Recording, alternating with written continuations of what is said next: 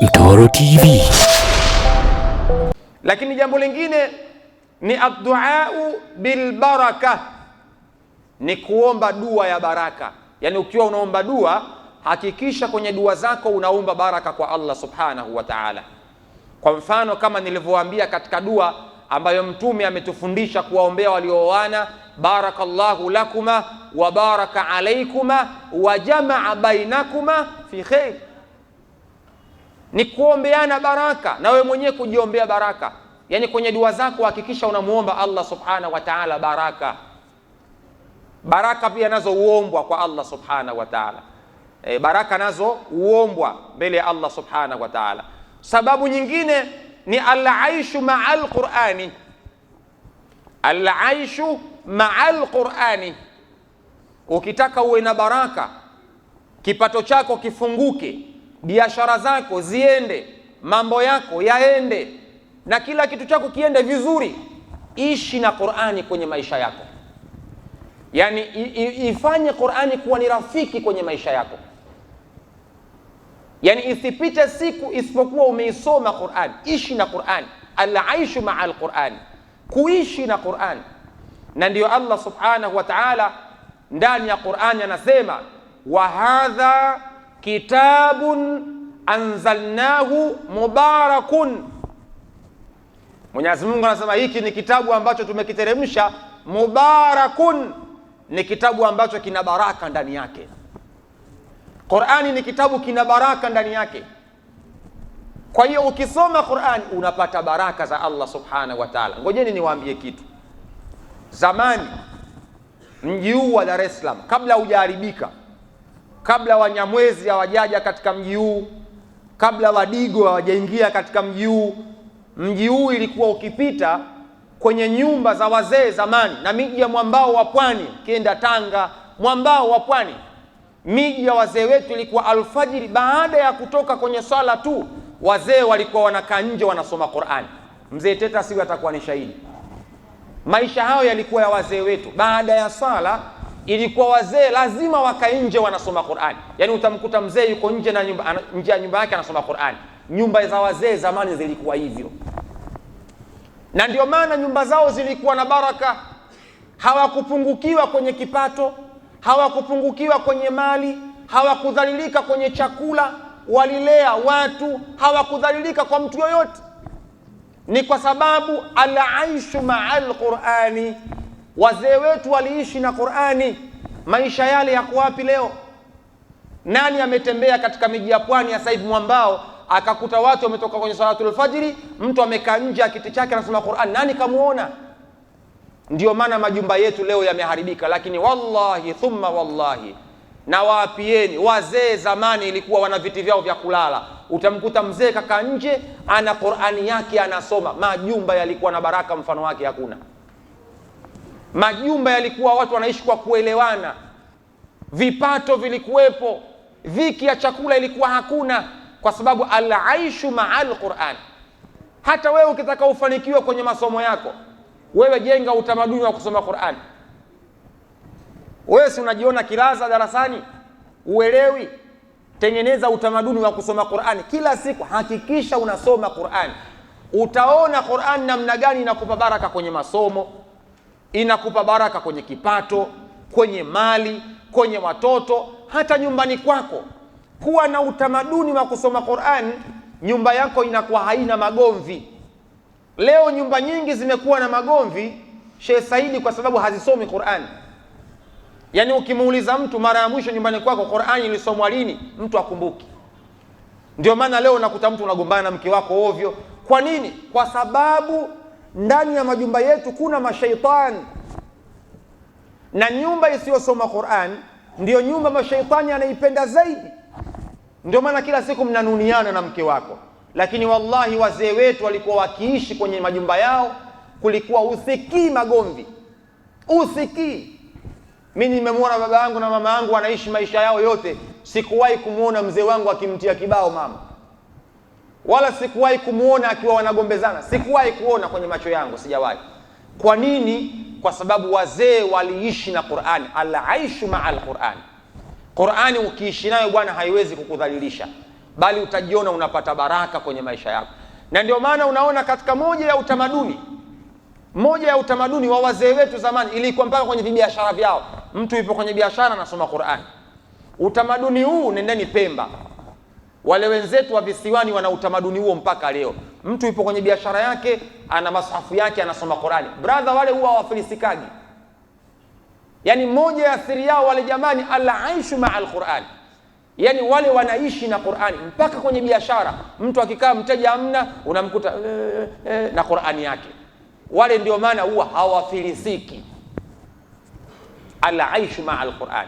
Kwa hiyo ukitaka ufanikiwe upate baraka kwenye maisha yako, shikamana na Qur'an, na ukitaka uharibikiwe iache Qur'an. Ndio maana Mwenyezi Mungu akasema ndani ya Qur'an, innal ladhina yatluna kitaba Allah wa aqamu ssalata wa anfaqu mimma razaqnahum sirran wa alaniya yarjuna tijaratan lan tabura.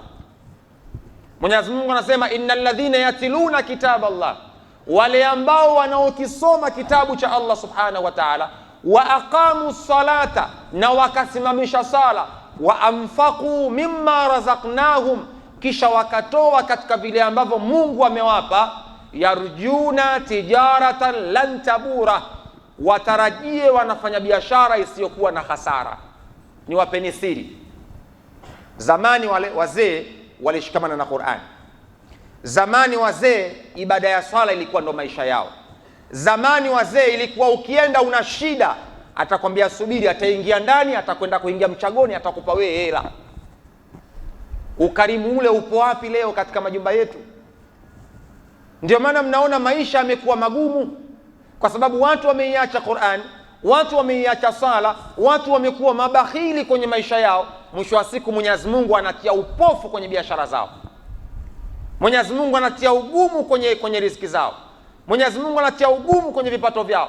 Lakini wazee zamani ilikuwa maisha yao ni Qur'an, maisha yao ni sala, maisha yao ilikuwa ni kutoa. Kuna mzee mmoja mimi nilikuwa nikimjua Tandale, ilikuwa yule mzee kila siku moja ya uradi wake ilikuwa lazima apite mtaani anagawa shilingi 10, shilingi 10 wakati zinatumika shilingi 10. Ilikuwa anapita asubuhi anawagaia watoto mtaani, anawagaia wote, alafu anaondoka zake kazini. Ulikuwa ndio uradi wake. Siku moja yule mzee akawa hakupita Tandale. Mimi nilikuwa ni katika moja ya watu wao nilikuwa nikipokea. Yule mzee siku hiyo hakupita. Siku ya pili yake hakupita. Siku ya tatu yake hakupita. Watoto wamezoea miaka nenda rudi, yule mzee anapita anagawa shilingi 10. Siku tatu yule mzee hakuonekana. Siku ya 4 tunapata taarifa yule mzee, qalu inna lillahi wa inna ilaihi rajiun. Wallahi ulikuwa msiba wa watoto wote mtaani. Ulikuwa ni msiba wa watoto wote mtaani, kwa sababu ilikuwa wanajua tunaokota. Hasa huyu mtu siku ya 3 atumuone yuko wapi? Wallahi ilikuwa ni huzuni ya watoto. Kumbe ule mzee katika moja ya sifa yake anazungumza, watoto wake wanasema, baba yetu alikuwa akituambia biashara zangu zinakwenda ni wale watoto ninavyowapa hizi pesa asubuhi shilingi 10. Alikuwa akiwaambia wanae kwamba biashara zangu zinakwenda kwa sababu ya wale watoto. Basi baada ya msiba kumalizika, wale watoto wakawa wanaendeleza uradi wa baba yao kupita wanagawa shilingi 10. Ile mali mpaka leo wale Tandale mpaka leo wapo. Na wanafanya biashara mpaka leo Tandale wapo wale watoto, wameachiwa mbali na baba yao. Na alichokuwa akikifanya mzee wao mpaka leo bado kipo vile vile. Kwa nini? Kwa sababu kwenye kutoa Mwenyezi Mungu anakuwa anaongeza. Ndio wazee zamani walikuwa wanafanikiwa kwenye maisha yao. Lakini leo sisi, mtu ana pesa unamfuata, bwana mimi nina njaa, mtu hawezi kukupa brother. Anayari ufe lakini hakupi. Lakini ilikuwa haiwezekani zamani umfuate mzee ana pesa kisha akwambie sina, hapana. Zamani ilikuwa inawezekana ukaingia nyumba ile ukala, ukaenda pale ukala, sio kula, nyinyi mmesahau. Ramadhani ilikuwa ikifika, wewe upati tabu ya kwenda nyumbani kwako, unakutafutari ziko nje, nyumba fulani unafuturu pa maisha yale yako wapi? Ndio maana leo mnaona hali za kimaisha zimekuwa ngumu. Kwa nini? Kwa sababu watu wamekataa kuishi na Qur'an. Watu wamekataa kuishi na hali ya kutoa, hali ya kusimamisha sala. Kwa hiyo katika moja ya njia inayopelekea mtu kupata baraka kwenye kipato chake, kwenye mali zake, ni al-aishu ma'al Qur'an, kuishi pamoja na Qur'an. Lakini jambo lingine linalopelekea mtu kupata sadaka kupata baraka ni as-sadaqa. As-sadaqa, kutoa sadaqa. Kutoa sadaqa.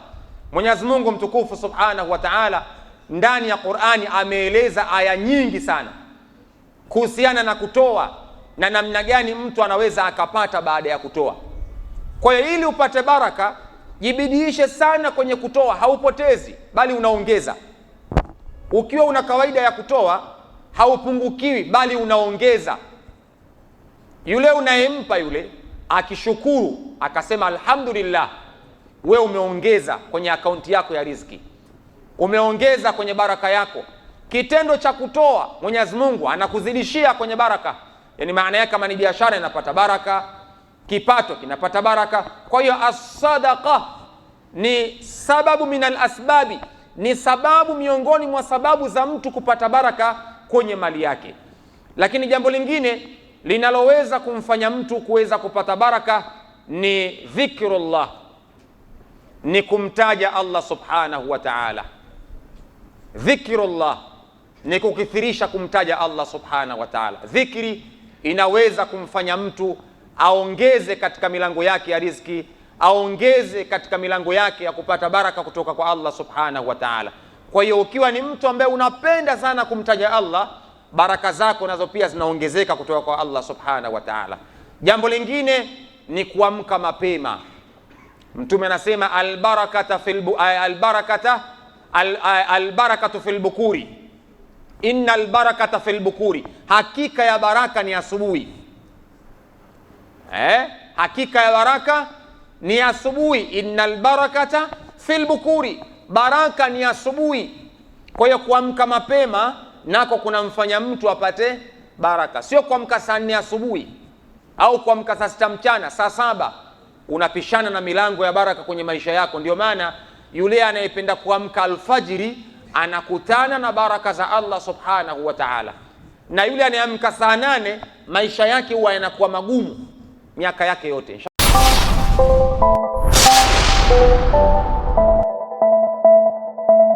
Hii ni Mtoro TV.